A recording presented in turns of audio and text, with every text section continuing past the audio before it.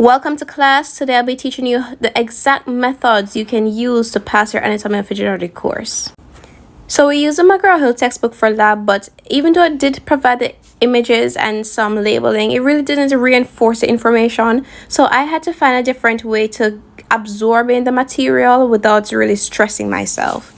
Use the book more of as a guideline.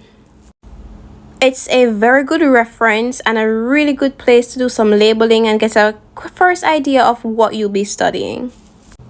So the first step is to print out all your diagrams. So the first thing you want to do is print out the diagrams based on the size flashcards you have, and then you want to cut it out and paste them onto your flashcards. I recommend using the biggest flashcard you can find because it gives you more room to put information and it's easier to read. I like the flexibility with these cards because you can bring them anywhere you desire, and you can choose the images that are clearer to you and show the part of the body more vividly. These cards played a very important role in my course. My second tip is to draw them out.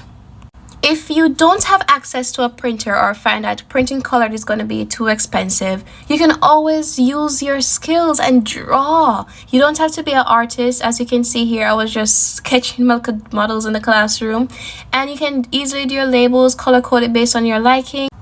Either way you take it, these methods are useful and they will definitely guarantee you a passing grade.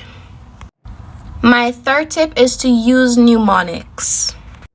Let's look at the cranial nerves, for example. You have to remember all 12 of them. That's not easy, but having mnemonics can help you, figure out it on the exam. So let's look at the functions. So some say marry money, but my brother says big brains matter most. That's help you remember sensory, motor, or both. Very easy. My third tip is to take pictures of the classroom diagrams and label. Although it is very important to familiarize yourself with various diagrams and from different perspectives, it is very important to take pictures of the models that the teacher have in the class, because at the end of the day, that's what you're going to get on the exam. Take pictures of everything, every section, take pictures of it up, down, underneath, because the teacher is going to have those same exact models, and those are the things you're going to be asked questions from on the exam. Therefore, get your pictures, label it every single day, and don't make fun to do it over and over until it's registered in your brain. My fourth tip is to say it out loud. Ulna radius, extensor capri radius brevis, flexor capri ulnaris, extensor capri ulnaris, bicep, tricep, supinator, pronator, abduction, adduction. Lecture. The first step on the lecture is to do not copy while you're reading through the first time. Wait until you have read through the textbook one time, then go back in, and then you can write on what you find very important. Because if you do it on the first chance, you're going to think everything is important and want to write down everything. But when you do it and go back, you will see what stands out to you more and what's more testable by the professor.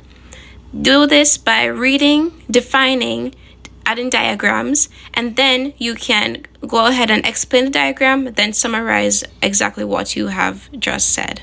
My other tip is to take notes. So starting out, I was writing out my notes. It took forever because I needed the diagrams and I had to draw them out with my hands, and I wanted the highlighter, and it just took up a lot of time. So then I moved to digital notes.